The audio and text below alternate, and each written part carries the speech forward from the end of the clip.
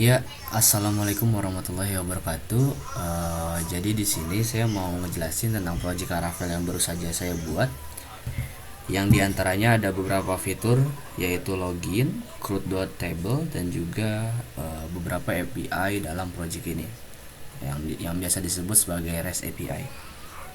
Oke, saya buka dulu projectnya mungkin ya.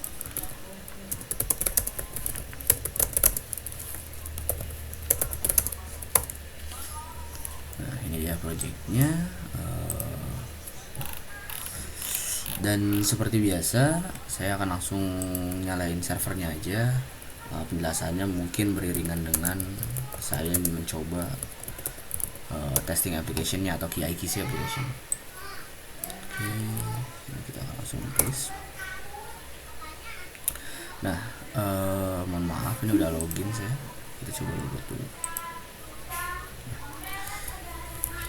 Jadi untuk Laravel sendiri dia memakai konsep MVC ya, atau pattern MVC, di mana MVC itu artinya atau kepanjangannya yaitu model view dan controller. Jadi di dalam logika programming itu ada beberapa konsep ya, diantaranya di dalam framework ada beberapa konsep atau ada beberapa pattern. Ada yang namanya MVC, ada yang namanya MVP, ada yang namanya MVVM dan sebagainya. Kalau MVP ini model view presenter, kalau MVVM ini model view model atau yang biasa dipakai di Flutter dan sebagainya. Dan kalau MVC ini biasa dipakai di framework PHP, khususnya Laravel. Oke, penjelasan singkat tentang MVC. MVC itu model view controller, seperti yang saya tadi bilang. Model itu yang berhubungan langsung dengan database. Jadi simpelnya adalah model itu bagaimana cara kita connect ke database and anything about that gitu. Kalau view itu bagaimana suatu view atau suatu front end ditampilkan ke dalam user atau antar mukanya lah intinya. Kalau controller di sana logic programming yang bekerja. Jadi yang menghubungin antara model dan view itu controller gitu. Oke, untuk login di sini saya pakai Breeze, dependensi dari Laravel sendiri. Kalau untuk yang biasanya saya pakai Breeze, kalau API saya pakai Sanctum gitu ya. Dan ada middleware yang saya pakai juga, ini middleware bawaan dari Laravel sih. Sebenarnya kalau mau bikin sendiri juga gampang, tinggal bikin middleware-nya, dan action-nya adalah if negasi out check itu true, maka dia di back atau di redirect ke halaman depan begitu, disuruh login lah intinya, atau ke halaman login atau sebagainya begitu. Dan juga kalau untuk API saya pakai out sanctum ya, sudah jelas lah, out sanctum itu memang sering dipakai di dalam API Laravel atau Lumen atau sebagainya. Dan perlu diketahui di sini kalau misalkan saya login, mungkin register aja, soalnya registernya sekaligus login. Saya akan coba dan saya register. Saat saya masuk ke dalam sini, itu ngegenerate session yang ada di dalam framework session ini, yang ada di sini. Nah, perlu diketahui di dalam web development atau di dalam web itu ada dua yang bisa membuat kita didefinisikan sebagai authenticated. Bisa lewat cookie atau bisa lewat session. Intinya session dan cookie itu berbeda. Ya mungkin sedikit mirip tapi berbeda. Kalau session itu disimpannya di dalam sistem atau di dalam server, seperti ini, dibikinin file gitu. Tergantung sih mau disimpan di mana, tapi intinya pasti di dalam server. Kalau cookie itu pasti di dalam web browser, simpelnya seperti itu sih. Oke. Saat kita udah login ya otomatis session ke generate dan dia ngakses ini. Kita baca di database ini. Kalau dia login otomatis dia di authenticated session controller bagian store. Ini. Ya ini middleware sorry. Ini. Nah, ya bisa dilihat dari sini, ini request session regenerate. Ini ngegenerate sessionnya untuk dimasukkan ke dalam sini. Saat kita login ya otomatis kita udah punya sessionnya dan kita bebas melakukan create dan sebagainya di sini. Oke, kita coba aja ya langsung ke CRUD ya. Kita bikin misalkan order kodenya itu KXPS 232. Nah, dia akan redirect with dengan message seperti ini. Saya pakai sweet alert ya biar bagus mungkin. Dan kalau nggak diisi, dia akan return seperti ini karena saya sudah memiliki error handling di validation formnya, begitu. Dan ya, perlu Anda ketahui, CRUD yang saya buat ini menggunakan SPA page. Karena ya biar menghemat resource aja sih, jadi nggak usah banyak-banyak, nggak usah ada create.bed.php, update.bed.php, dan sebagainya. Kita cukup punya satu page untuk menghandling semua action yang terjadi di sana. Oke, kita coba update dan berhasil diupdate seperti ini. Nah, untuk SPA ini sering dipakai di beberapa framework seperti React, Vue, Angular, Svelte dan sebagainya. Itu udah umum lah dalam framework front end gitu. Oke, simpelnya saat misalkan di dashboard ya, saya ngejelasin dashboard aja mungkin. Simpelnya dia itu kalau misalkan mau nge-create ya manggil modal, dan kalau misalkan mau nge-update dia juga manggil modal, cuman belum ada isinya gitu modalnya. Diisi kalau misalkan dia udah nge-shown dan kita masukin data-data yang ada di dalam button yang nge-trigger dia ini. Seperti itu sih simpel. Dan itu akan jadi SPA sendiri gitu. Untuk create tadi udah, update tadi udah, delete belum ya?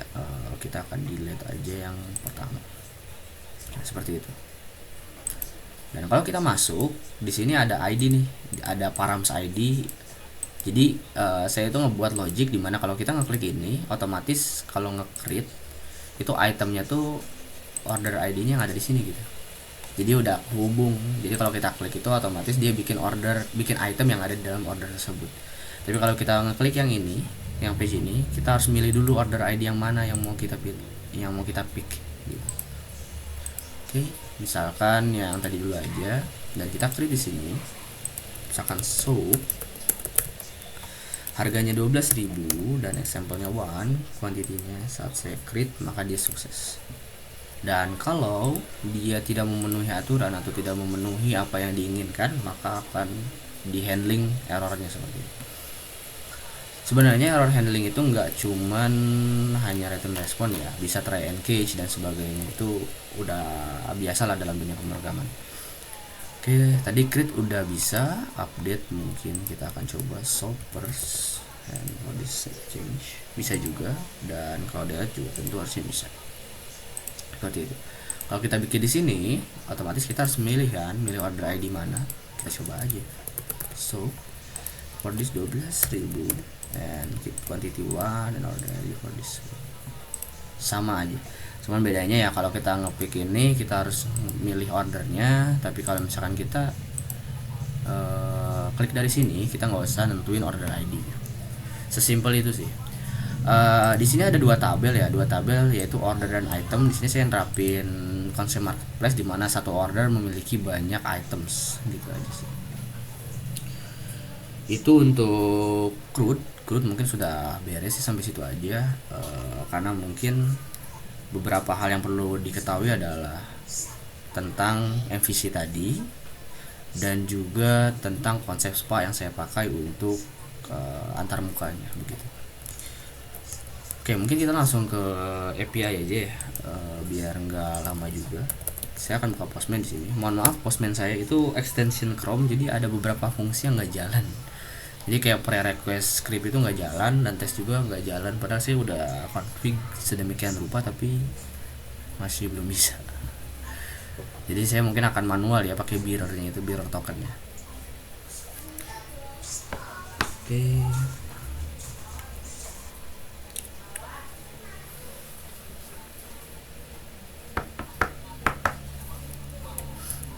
Agak lama juga ya sepertinya. Wait.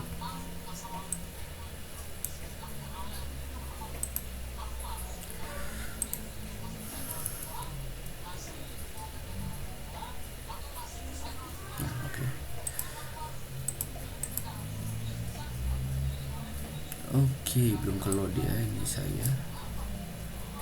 Nah, sini dia. Jadi ya seperti API pada umumnya, kita di sini punya out dan punya CRUD-nya di orders maupun di items.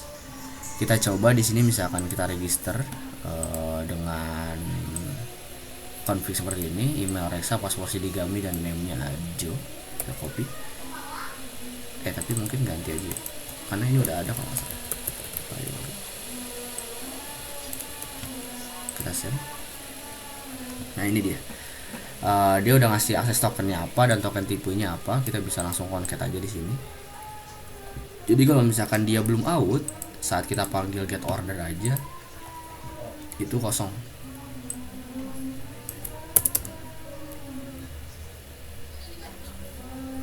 Nah, saat kita authorization-nya kosongin, maka dia akan seperti ini. Tapi saat kita adain dan kita paste di sini, maka dia akan kita belum kasih biar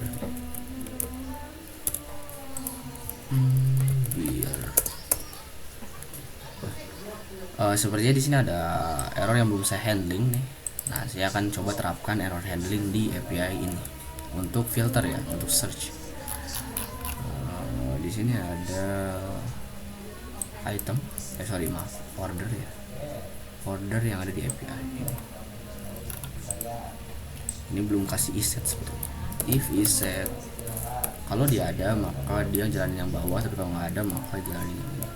Sesimpel itu. Nah, ini adalah format data API yang saya buat. Jadi di sini ada status code, ada message, dan juga ada datanya. Datanya tersebut ya di PageNet karena sepengalaman saya menggunakan React dan juga Vue, PageNet ini penting banget ya kalau buat di up ke table atau sebagainya. Dan status code ini sangat penting pas nge-fetching. Jadi kita nggak melulu ngambil dari status responnya, kita bisa ambil dari dari data responnya tersebut. Begitu sih.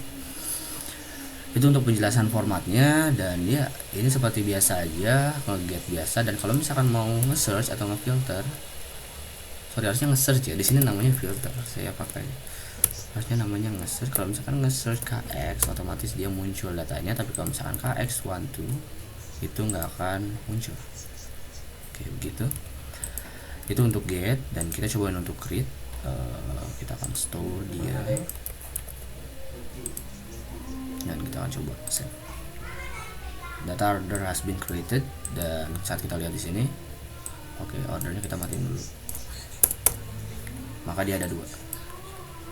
Begitu pula dengan update. Kalau misalkan update-nya kita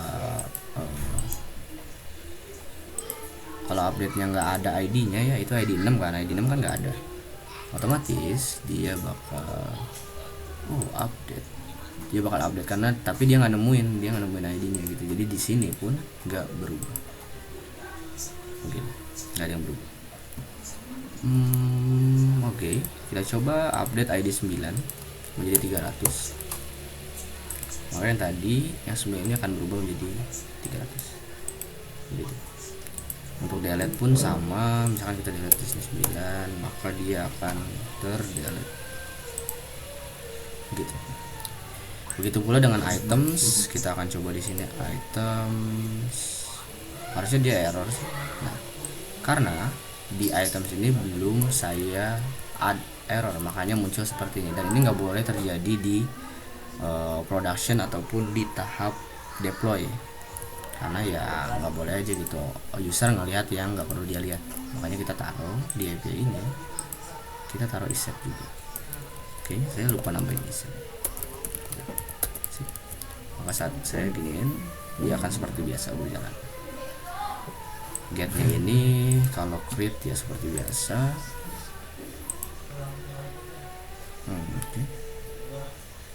Nah, ini kenapa ada message data tidak ditemukan? Karena order ID-nya ini nggak ada yang 5 saat kita lihat di sini. Nah, saat kita ganti jadi misalkan 8 mungkin, itu pasti akan sukses.